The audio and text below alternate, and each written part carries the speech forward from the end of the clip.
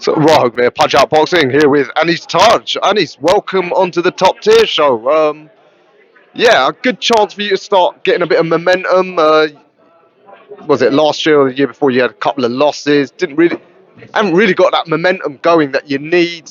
Need some wins, not just jump into fights at short notice. All of that. Is that what this is all about? Yeah, it is. Yeah. So the second Vidal Riley fight didn't go my way, just like the first one. Did better in the first and the second. The second I had a new coach. We changed the team up. Didn't really want a big fight for the first one in, but sometimes situations are as they are, and you have to. You don't not have another options in a way. So we thought we could win it. Didn't win it. It's all good. So now the rebuild, we've built up. We've had to do it at heavyweight because getting cruiserweights in and then them refusing the fight, we can't do anything about that. So we've done it at heavyweight, but now we've got to stick at cruiserweight. We've got the momentum. I've got the ability with the team. We've worked well so far for the last year. So now it is a time where we need to start stepping up and need to start making cementing our place where we are. We're not at small hall level in the sense of we're not journeymen. You know, you see some fighters only ever fight journeymen. We're not that. I know I could stick it with the big boys. Now, rather than taking that one huge leap as I've done before, just rather than bridging the gap, yeah, let's do it. Now we're bridging the gap. So let's get in there, get 10 rounds under the belt. It means that we can fight for every title. So whatever title has been refused to us recently because of not having 8 or 10 round win in the bag, this will stop that. Ah, fantastic. So yeah, there's clearly a method to this. This opponent, Czech Horvinak, I think that's how you pronounce it. No title on the line for this particular fight. We're trying. So we've had a couple fights previously. Organisations approved for titles, various international Asian type titles, whichever one we could get from WBC, IBF, IBO, WBO, all the big ones, and that's what we want. We don't want a WBF, one that doesn't really matter in the UK. In the UK, you want something that's worth it. So we've had them approved by the organisations, but the British board don't approve it, and that's all in all what the ultimatum is. If they don't approve it, no point looking at them. So we've got an opponent approved. So now the matchmaker, myself, my management team, our job is to get a title. If we can't, no problems.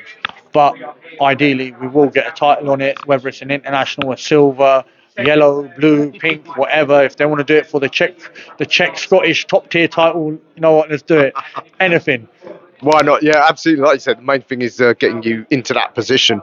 And the cruiserweight division, though, is hot. Like you said, you don't want to jump straight in with those guys who are like obviously being groomed for the top.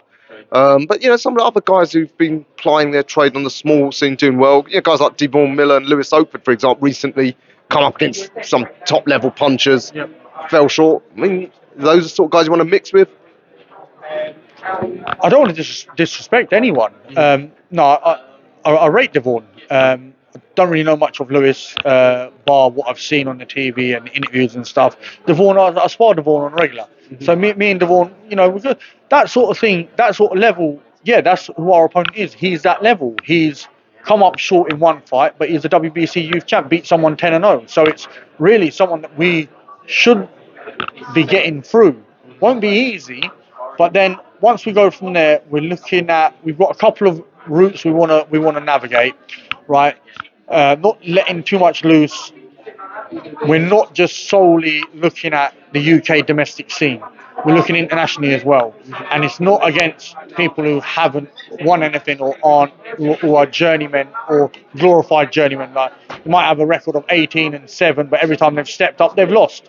We're not looking at that. We're looking at people who are game, who are ranked within on the box rec rankings in the top 100, 120.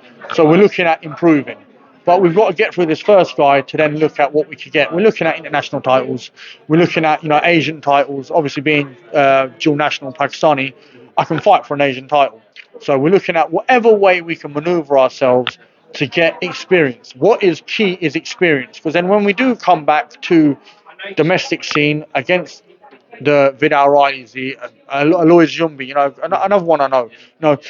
If we look at these, Isaac Chamberlain, We look at all these names. Now, I respect them all, and I'm not. That's not a call out. That's not anything like that. That's just if we go into people like that, we want to have the experience, and if we don't have that experience, we're going to fall short again. And we're not looking to fall short. We're looking to go through the domestic scene, whichever way we do it. Take Joshua Boaxi's route, for example. He skirted around until he was ready for British title, and some could say he was above British level. But he went in. Him and Dan Aziz gave us a good fight. Got the British title. Moved on to WBO interim or whichever it was, the interim title. That's why can't we do that as well? So that's what we're looking at. What actually happens is whatever we could sort out, but we've got a couple of routes planned. So we see all going up to the Celtic title, Scottish fighters. So luckily, thanks to God that I've got a couple of routes that we can manoeuvre. We just got to take it as it comes, fight by fight. We see which route we go.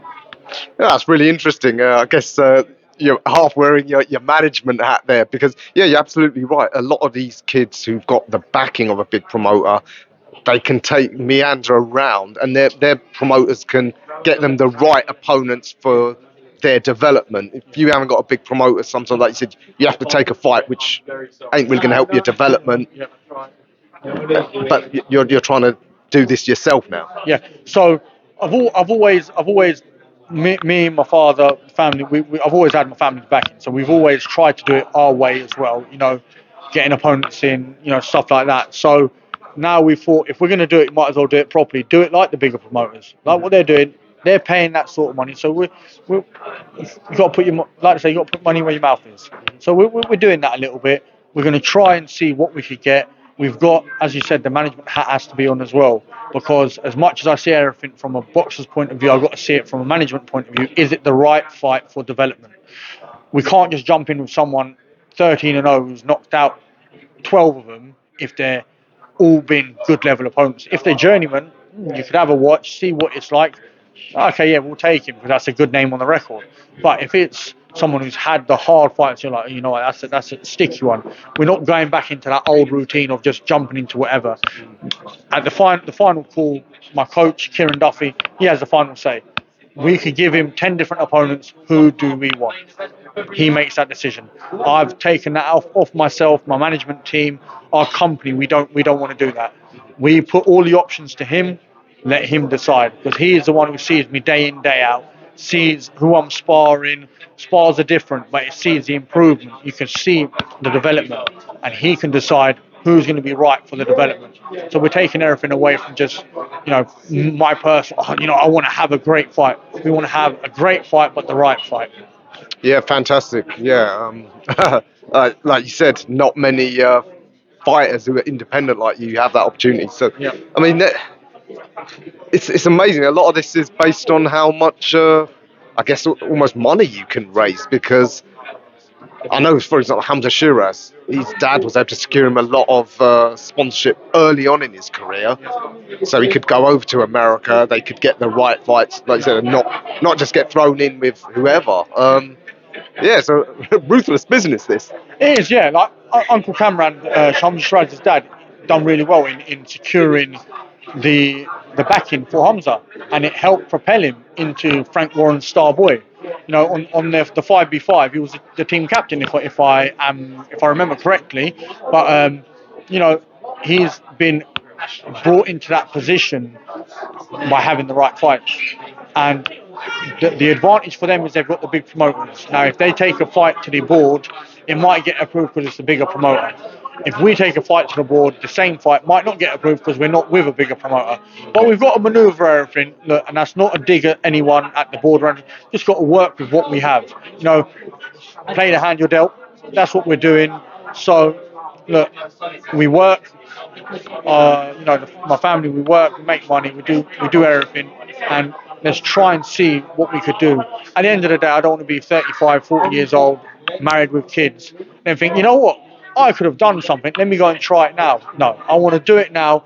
Then at least when I'm 35, 40, 45, I can say to my kids, at the time when my grandkids come, do it at that time. Don't have regrets. I don't want to have any regrets. Fantastic. Yeah. Have you seen much of your opponent? I mean, I guess it's hard to find footage from the Czech scene. I've got all 6 fights. So there's ways to find them, like Daily Motion, YouTube, and all of that. So we've seen his. Most importantly, I've seen his last fight, which was his loss against a good opponent, decent opponent. And I've seen his fight previously for the WBC Youth title against Omar Tasayev for 10-0. So I've seen them, and I've studied what he does right, what he does wrong, and I've left that to coach as well. So I study what I see. Me and coach will talk about it. This is what we see. This is what I see. This is what he sees, and we build a game plan from there. I let him build the game plan, and we'll talk about it. We'll discuss what I might see, because everyone has a different perspective of things. So we see it, what we can do, what shot we can throw, what way it works well. So I'm looking forward to it. It's especially off his last fight, there was a couple of rookie errors he was making. So if he makes them, fine. If he doesn't, I've got to force him out. Absolutely. Away from boxing yourself, you still doing law? Not so much anymore. I do a bit for our family company. Um, any issues we may have, rent collection, if someone owes money, we've got to go money, small claims court, stuff like that. I do that. I keep my head in it, keep my eye in it a little bit.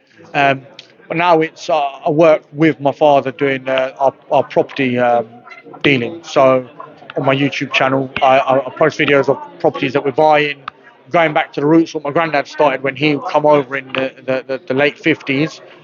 In the early 60s, my granddad started just buying, renovating and selling, until when my dad stepped into it, he started keeping them and we rented them out. So now me and my younger brother, we're doing a little bit of the back to what granddad did. We've got enough houses to rent out, so now we keep, if we get a good one, buy it, we keep it. If we get one that just sell it, do it up, get rid of it. I tell you what, being a cruiserweight boxer helps if you're managing property, because I've tried it. Tenants take liberties, but I don't think that they wouldn't take liberties with you. I've got a funny story. I was about 3 years old or 4 years old. My dad's gone into a house to collect rent. And he's trying to get rid of the tenants, right? For whatever reason, that there was a party going on. Someone was there that shouldn't have been there. Dad's knocked on the door. My dad's bigger than me, so you'd question why you would want to test him. And then there's Little's a niece at the time, 3, 4 years old. My little Scottish accent, because spent some time in Scotland with my mother at that time. I told the guy, if you're not going to pay your money, get out of the house. I was saying it in my little strut. My dad remembers it to this day. He goes, you know what? It's funny because the guy just looked at you like, wait, what's just happened? So I've got it. It's in the blood. But no one. No, we're lucky enough. We've got our own managing agents where we put in the right people. So we're not going to put in people that aren't going to pay. You get all sorts of issues. It's the experience that we've got in the past that helps us to build a better future, basically, in business as well. Fab, yeah, yeah. As you know, in this game, you can't rely on your boxing to make money, because very few do. Just finally, yeah, the management side, you've got BALUTA, another big fight with Brad Strand. Um, yeah, good comeback fight for him. How do you see that one going? Yeah, good comeback fight. Just got him from sparring with Charlie Edwards. Charlie Edwards had a sparring partner fall out, so they're in Portugal, not too far from where BALUTA is as well. So we're looking forward to that fight up in Liverpool against Brad Strand for the vacant WBO European title. So it should be a good fight. Should be. I see it going BALUTA's way, but let's not take away from Brad Strand. Brad Strand's a very tricky opponent, very good opponent. So what we're looking at is, look, BALUTA beats him. If you could stop him, even better. It's going to be hard. I know Brad from the amateurs. He was a tricky amateur, very good. Been around him previously as well. So it'll be good. From that, we get back onto the scene by winning the WBO European. Then we can see where we manoeuvre him upwards from there. We're looking at, there's a couple of things we've discussed as a team, myself and Vote Boxing, along with Francis Warren. There's a couple of things that we've discussed as a team, what we can do, but we can't discuss anything properly until we've had this fight. So we've got BALUTA out. I've got another fighter of mine, a young fighter, out on Dean White's show in Tolworth, Awais Hussein. It was good amateur, very good amateur, flyweight or no minimum weight, light fly, minimum weight. So smaller guys. So moving away from the big boys, but I'm looking forward to that as well. So that's 22nd of February.